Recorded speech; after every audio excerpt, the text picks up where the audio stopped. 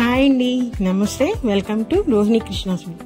ఈ సమ్మర్లో మనము రకరకాల వడియాలు పెట్టుకుంటాం కదండి. సో అందుకని ఈరోజు మీకు వడియాల రెసిపీలు ఒకటి కాదండి 3 రకాల వడియాల రెసిపీలు చూపించబోతున్నాను. అందులో ఫస్ట్ వచ్చేసరికి పెసరపప్పుతో పెట్టుకున్న వడియాలు, రెండోది కొత్తిమీర వడియాలండి, మూడోది చక్రాల వడియాలు. ఈ 3 రకాల వడియాలు ఎలా పెట్టుకోవాలో చూపిస్తాను. ఫస్ట్ నేను ఇక్కడ 1 గ్లాసు కొలతతో చెప్తున్నాను. 1 గ్లాసు బియ్యం పిండి తీసుకుంటున్నానండి. ఈ 3 రకాల వడియాలు కూడా బియ్యం పిండితోనే పెట్టుకుంటున్నాం మనము. సో 1 గ్లాసు బియ్యం పిండికి నేను ఇక్కడ పెసరపప్పు వచ్చేసరికి 1/2 గ్లాసు పెసరపప్పు తీసుకున్నానండి. తీసుకొని వీటిని ముందే నానబెట్టేశాను. ఒక 1/2 గంట నానితే మనకి తొందరగా ఉడుకుతాయండి. సో ఇప్పుడు అదే గ్లాస్తో నేను 6 గ్లాసుల వాటర్ తీసుకున్నానండి. తీసేసుకొని దాన్ని పొయ్యి మీద పెట్టేసుకుని దానిలోకి మన టేస్ట్ అంటే వడియాలకు సరిపడా సాల్ట్ వేసేసేయాలి. దీంట్లో ఇప్పుడు స్పైసీనెస్ కోసము 1 ఇంచు అల్లము, ఒక 6-7 పచ్చిమిరపకాయలు, ఒక 2 స్పూన్లు జీలకర్ర అండి. ఫస్ట్ అల్లాన్ని మనము ఈ విధంగా మిక్సీ జార్లో వేసేసుకొని చిన్న ముక్కలుగా కట్ చేసేసుకోవాలి. ఈ విధంగా వేసుకోవాలి. పచ్చిమిరపకాయలు, జీలకర్ర కాదు, ఈ అల్లము పచ్చిమిరపకాయలు ముందు మనము పేస్ట్ని రెడీ చేసుకోవాలండి. ఈ పచ్చిమిరపకాయలు అనేది మన స్పైసీ తగ్గట్టుగా వేసుకోవాలి.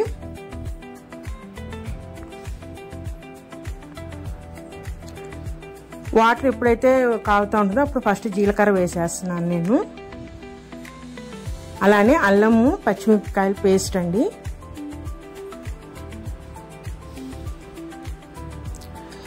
వేసేసి బాగా కలిపేయాలి. వాటర్లో కలిపేసి ఒక్కసారి మీరు సాల్ట్ అనేది చెక్ చేసుకోండి.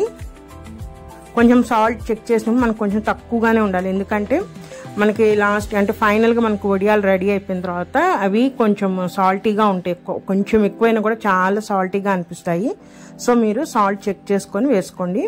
ఇది ఎప్పుడైతే ఈ అల్లం పచ్చిమిరపకాయల పేస్ట్ వేసేస్తామో మనము పెసరపప్పు నానబెట్టిన పెసరపప్పు కూడా వేసేస్తున్నాను నేను. వేసేసి ఇప్పుడు బాగా మసలనివ్వాలండి వాటర్ని.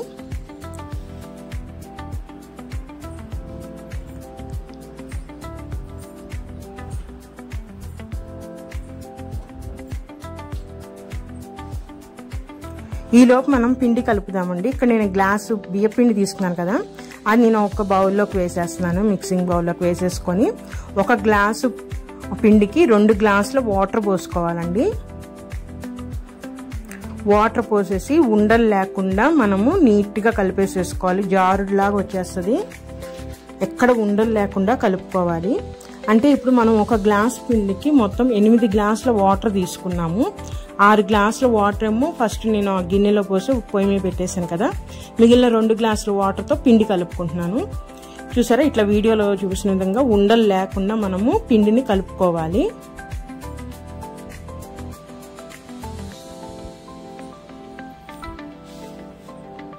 చూసారా, ఈ విధంగా ఉండలు లేకుండా కలుపుకోవాలండి. ఉండలు ఉంటే మటుకి మనకి దాంట్లో వాటర్లో వేసిన తర్వాత ఇంకా అదంతా సరిగ్గా కలవదు. సో మనం ఫస్టే ఉండలు లేకుండా పిండిని బాగా కలుపుకోవాలి. అలానే ఇటువైపు 6 గ్లాసుల వాటర్ పోసాం కదా, ఆ వాటర్ను కూడా బాగా మసలనివ్వాలండి.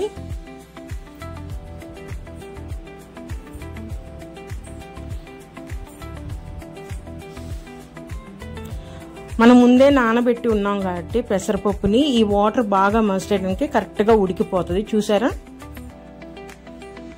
కాబట్టి మనం ముందు ఒక 1/2 గంట నానబెట్టుకుంటే పెసరపప్పుని తొందరగా ఉడికిపోతుంది. సో ఇప్పుడు ఎప్పుడైతే పెసరపప్పు ఉడికి బాగా వాటర్ మసులుతుందో ఈ టైంలో మనము ఈ పిండిని కొంచెం కొంచెం పోసుకుంటూ కలుపుకోవాలండి.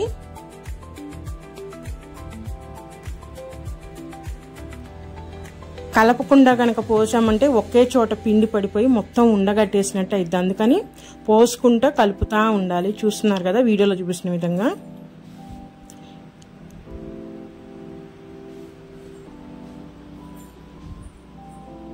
ఈ విధంగా బియ్య పిండిది పోస్తా మనము కలిపేసుకోవాలి.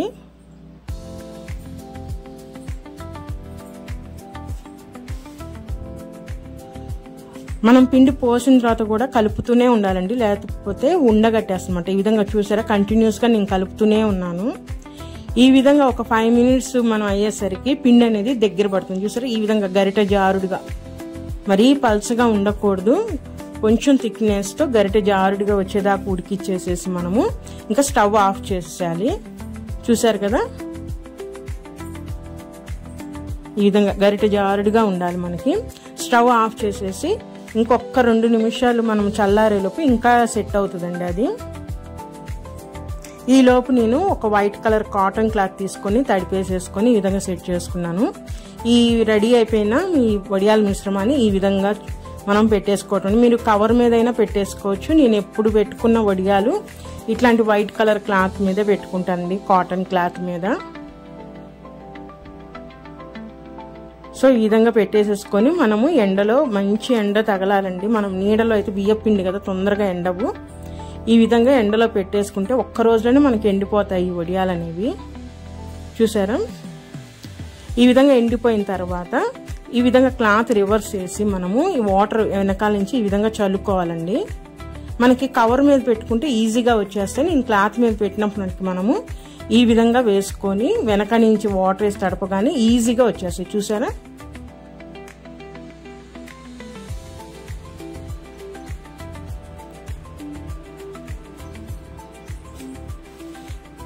ఈ విధంగా వడియాలన్నీ మనము రిమూవ్ చేసుకోవాలి.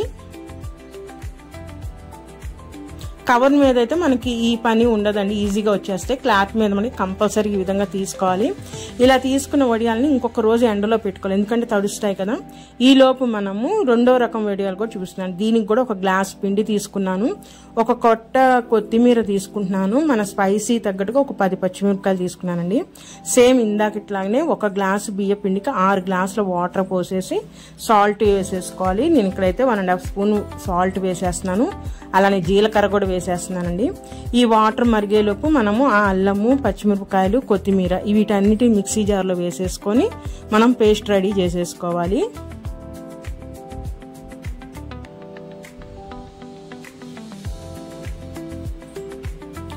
అలా రెడీ అయిన పేస్ట్ని మనం ఈ వాటర్లో పోసేసేయాలండి.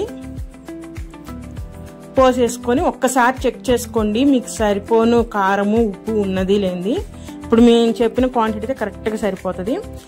ఇప్పుడు ఈ లోపు మనము పిండి కలుపుకున్నాం. అట్లానే ఒక గ్లాసు పిండి వేసుకొని నేను ఇక్కడ 2 గ్లాసుల వాటర్ పోసేసుకుంటున్నాను.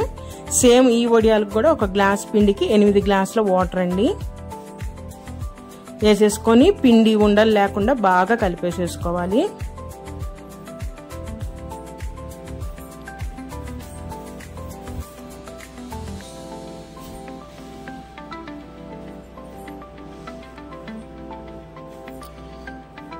చూసారు కదా, వాటర్ ఎప్పుడైతే బాగా మసులుతాయో అప్పుడు ఇందాక చూపించిన విధంగానే మనము పిండిని పోసుకుంటూ కలుపుకుంటూ ఉండాలి.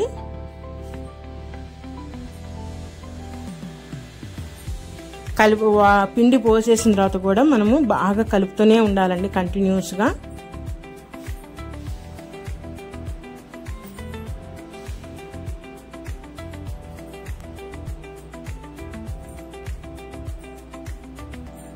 ఈ కొత్తిమీర వడియాలు తినేటప్పుడు చాలా బాగుంటుందండి, ఆ ఫ్లేవరు చాలా టేస్టీగా ఉంటాయి ఈ కొత్తిమీర వడియాలు.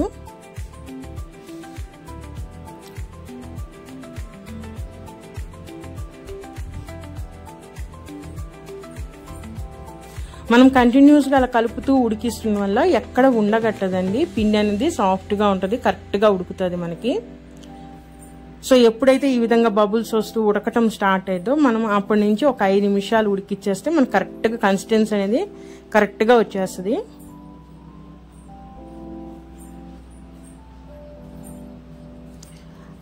అలా కాసేసి ఒక 5 నిమిషాలు చల్లారి చేసిన తర్వాత సేమ్ ఇందాకలాగే నేను క్లాత్ మీద మళ్ళీ ఈ వడియాలు కూడా సేమ్ ఇందాక విధంగానే పెట్టేసుకుంటున్నాను. చూసారా?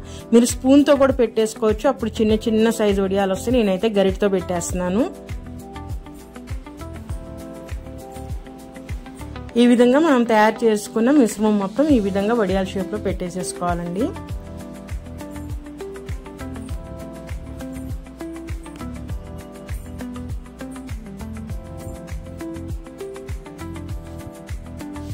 వీటిని కూడా అంతే, మనము ఒక్క రోజు ఎండిన తర్వాత సేమ్ ఇందాట్లానే మనము వడియాలు ఒలిచేసుకోవచ్చు, క్లాత్ నుంచి రిమూవ్ చేసేసుకోవచ్చు. అలా తీసేసి 2 రోజులు ఎండబెట్టేసిన తర్వాత ఫైనల్గా ఇట్లా ఉన్నాయండి. చూసారా? పెసరపప్పు వడియాలు. ఏ వడియాలను చూసినా కూడా పెసరపప్పు కనిపిస్తా చాలా టేస్టీగా ఉంది. అలానే కొత్తిమీర వడియాలు కూడా ఫ్లేవర్ చాలా బాగుంటుందండి. ఈ పెసరపప్పు వడియాలను మనం మామూలుగా ఆయిల్ పెట్టేసుకొని వేయించుకోవాలి. ఈ పెసరపప్పు వడియాలు ఏంటంటే వేగిన తర్వాత పెసరపప్పు అనేది కూడా ఆయిల్లో ఫ్రై అవుతుంది కదా, మనం తినేటప్పుడు పెసరపప్పు ఫ్లేవర్ తెలుస్తుంది, అట్లానే మనం అల్లం పచ్చిమిర్చి వేసాం కదా, ఈ రెండిటి కాంబినేషన్ చాలా బాగుంటుంది ఈ వడియాల్లో.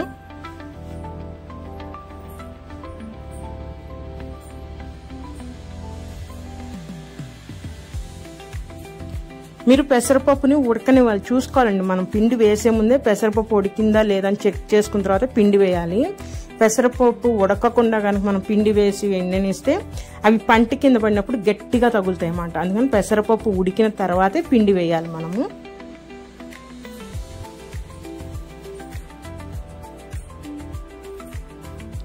చూసారా ఎంత బాగుంది పొంగుతుంది. దీంట్లో ఎటువంటి సోడా వేయలేదండి, పొంగటానికి ఏమీ లేదు. మనం ఇంట్లో ఉన్న వాటితోనే ఎటువంటి అంటే సోడా ఇవన్నీ కూడా పడవు కదా చాలా మందికి, మనం ఈజీగా చేసుకోవచ్చు. చాలా క్రిస్పీగా ఉంటాయి, చాలా టేస్టీగా ఉంటాయండి. పప్పులోకి పప్పుచారు కానీ విడిగా స్నాక్స్గా కూడా మనం వేసుకొని పిల్లలకి పెట్టచ్చు. ఇప్పుడు నేను 3వ రకం వడియం చక్రాలు వడియాలండి.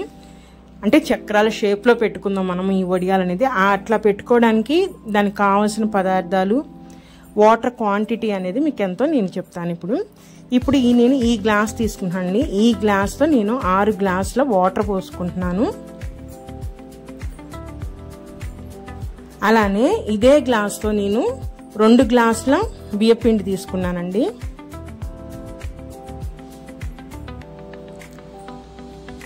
అలానే దీంట్లో స్పైసీనెస్ కూడా నేను కొత్తిమీర, అల్లము తీసుకుంటున్నాను. ఈరోజు నేను దీంట్లో పచ్చిమిరపకాయలు వేయట్లేదు, కారం వేస్తానండి. ఫస్ట్ నేను అల్లము, కొత్తిమీర అనేది గ్రైండ్ చేసేసుకుంటున్నాను పేస్ట్ లాగా.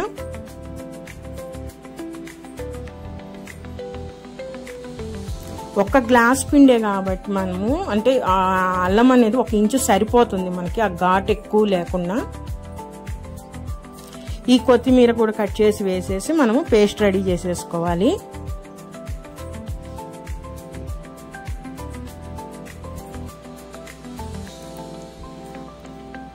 అలానే ఇప్పుడు పిండి కూడా కలుపుకుందామండి. నేను 2 గ్లాసుల పిండి తీసుకున్నాను కాబట్టి దీంట్లోకి వాటర్ కూడా నేను 2 గ్లాసుల వాటర్ పోసేసి ఉండలు లేకుండా కలుపుకోవాలి. ఈ వడియాలకి ఏంటంటే 1 గ్లాస్ పిండికి 4 గ్లాసుల వాటర్ పట్టిద్దండి. 3 గ్లాసుల వాటర్ ఏమో మనము స్టవ్ మీద పెట్టేసి మరిగిస్తూ ఉండాలి. 1 గ్లాసు వాటర్ పిండి కలుపుకోవడానికి పెట్టుకోవాలి. పిండి అనేది గట్టిగా కలుపుకోవాలి. చూసారా, ఇందాక వడియాల పిండి మిశ్రమానికి దీనికి తేడా ఉంది. ఇది చూసారా క్రీమీ లాగా ఉంది కదా, ఈ విధంగా కలుపుకోవాలి. 1 గ్లాసు బియ్య పిండికి 4 గ్లాసుల వాటర్ పడుతుందండి. పొయ్యి మీద మనం వాటర్ పెట్టేసాం కదా, దానిలోకి సాల్ట్,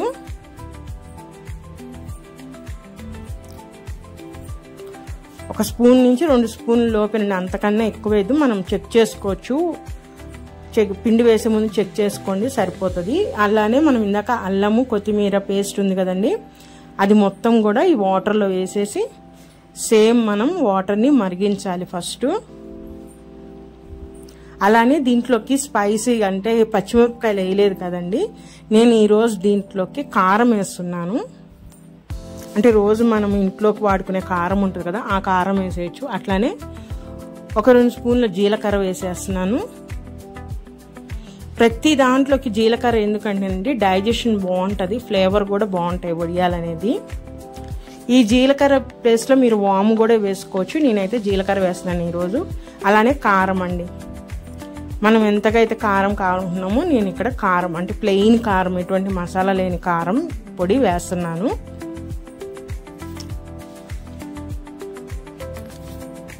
మీరు పచ్చిమిరపకాయలు కూడా తీసుకోవచ్చు, అది మీ ఇష్టం. నేను ఎందుకంటే ఆల్రెడీ ముందువని పచ్చిమిరపకాయల కారంతో పెట్టాను కాబట్టి, పచ్చి కారం వేసి పెట్టాను కాబట్టి ఈ వడియాలు అనేది ఎండు కారంతో పెడుతున్నాను. ఫస్ట్ వాటర్ ఈ విధంగా మరగాలండి, బాగా మసలించాలి వాటర్ అనేది. బాగా మసిలిన తర్వాత ఒకసారి వాటర్ అంతా కలిపేసేసుకొని మనము ఇప్పుడు ఇందాక కలిపి పెట్టుకున్న మిశ్రమాన్ని మనం వేసేసుకోవాలి. ఎందుకంటే చిక్కగా ఉంది బియ్యపిండి మిశ్రమం కూడా, వాటర్ కూడా తక్కువ క్వాంటిటీ కాబట్టి ఇది జాగ్రత్తగా కలుపుకోవాలి. లేదంటే పిండి అనేది ఒకే చోట ఆగిపోయి మనకి ఉండగట్టేస్తుంది. ఈ విధంగా పిండిని కూడా ఒకసారి కలిపేసేసుకొని ఈ విధంగా వాటర్లో పోసేసుకోండి. ఒకవేళ మీకు వాటర్ అది పోసేటప్పుడు ఇది వేయటం రెండు ఒకేసారి రాకపోతే సిమ్లో పెట్టేసేయండి. స్టవ్ సిమ్లో పెట్టేసేసుకొని మనం ఈ పిండి మిశ్రమం మొత్తం వేసి కలిపేసేసుకున్న తర్వాత అప్పుడు మళ్ళీ హైలో పెట్టుకోవచ్చు. చూసారా, వేయగానే చిక్కబడిపోతుంది అన్నమాట. ఎందుకంటే ఈ టైప్ వడియాలు ఏంటంటే చాలా చిక్కగా చేసుకోవాలి మనం మిశ్రమం అనేది. వేసేసిన తర్వాత మటుకి మనము వదిలేయకూడదు, కంటిన్యూస్గా కింద అడుగు పట్టకుండా మనం కలుపుతూనే ఉండాలండి. మీరు కావాలంటే ఫ్లేమ్ని అడ్జస్ట్ చేసుకోండి. కొత్తగా పెట్టేవాళ్ళైతే దాన్ని తిప్పుతాం రానప్పుడు ఫ్లేమ్ని అడ్జస్ట్ చేసుకుంటే ఏమవుతుందంటే మనకి పిండి ఉండలు కట్టకుండా ఉంటుంది.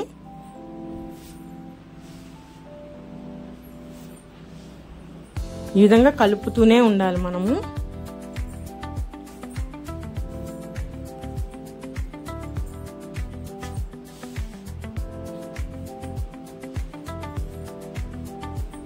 ఒక 5 minutes పట్టిందండి నాకైతే. చూసారా, ఈ విధంగా ఉండలు లేకుండా మనము కలుపుతూనే ఉండాలి.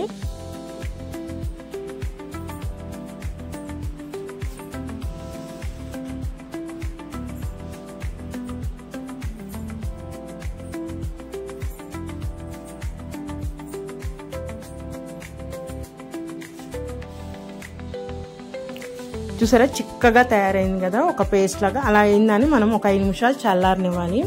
ఈ లోపు ఈ చక్రాలు వడియాలు పెట్టుకోవడానికి ఒక కవర్ రెడీ చేసుకుంటున్నానండి నేనైతే. మీ దగ్గర పైపింగ్ బ్యాగ్ పెట్టుకుంటే పైపింగ్ బ్యాగ్ యూజ్ చేయొచ్చు, లేదంటే పాల ప్యాకెట్ కవర్ని యూజ్ చేయొచ్చు, లేదంటే చక్రాల గిద్దల్లో సింగిల్ హోల్ ఉంటుంది కదండి, అలాంటిదైనా యూజ్ చేయొచ్చు. నేనైతే అందరికీ అంటే ఈజీగా ఉంటుందని ఇట్లా కవర్లో పెట్టి చూపిస్తున్నాను. ఈ విధంగా మనం ఒక గ్లాస్లో కవర్ని ఫిట్ చేసుకొని పిండిని వేసేసి మనము ఈ విధంగా పెట్టేసుకోవటం అండి. చక్రాల షేప్లో కానీ స్టిక్స్ షేప్, మన ఇష్టం, మీకు ఎలా షేప్ కావాలంటే ఆ షేప్లో పెట్టేసుకోవచ్చు. కాకపోతే పిండిని మట్టుకి చల్లారనివ్వాలండి. సరే, ఈ విధంగా గ్లాస్లో పెట్టేసేసుకొని మనము పిండిని ఈ విధంగా వేసేసుకోవటమే. చల్లారిపోయిన తర్వాత పిండి చూసారా ఎంత దగ్గరగా పడిందో. సో ఈ విధంగా వేసేసుకొని మనము మన కోన్ ఉంటుంది కదండి, గోరింటాకు కోన్ పెట్టుకుంటాం కదా, ఆ షేప్లోకి అలా పెట్టేసేసుకొని కింద కొంచెం కట్ చేసుకొని ఈ విధంగా పెట్టేసుకోవటమే. ఈ వడియాలు కూడా అంతేనండి, ఒక్క రోజులోనే ఎండిపోతాయి. మనకి బాగా ఎండ తగలాలి, మంచి ఎండ తగిలే ప్లేస్లో పెట్టుకుంటే మనకి ఒక్క రోజులోనే ఎండిపోతాయి. కొంచెం నీడ కొంచెం ఎండ వచ్చేటట్టయితే ఒక 2 రోజులు పడుతుంది. అవి ఎప్పుడైతే ఎడిగినా నేను సాయంత్రం తీసేసుకొని ఈ విధంగా క్లాస్ రివర్స్ చేసి వాటర్ చల్లేసేసి నేను వడియాలు తీసేస్తాను. అప్పుడు ఈజీగా రిమూవ్ అయిపోతాయి. మీరు వైట్ కలర్ క్లాతే యూజ్ చేయాలండి. కలర్ క్లాత్లు కనుక యూజ్ చేశారంటే ఆ కలర్ మొత్తం వడియాలకు పట్టేస్తుంది. ప్లస్ కాటన్ క్లాతే యూజ్ చేయాలి, సిల్క్ యూజ్ చేయకూడదు. అలానే కవర్ మీద అయినా సరే పెట్టేసుకోవచ్చు. చూసారా, ఈ మొత్తం ఈజీగా రిమూవ్ అయిపోయినాయి కదా. అట్లా తీసిన తర్వాత కూడా మనం ఎండలో ఒక రోజంతా ఎండబెట్టాలి. ఎందుకంటే తడి తగులుతుంది కాబట్టి ఒక రోజంతా బాగా ఎండబెడితే మనకి సంవత్సరం పాటు ఇవి నిల్వ ఉంటాయి. చూసారా, ఆయిల్ వేయగానే ఎంత పొంగుతున్నాయో ఇవి.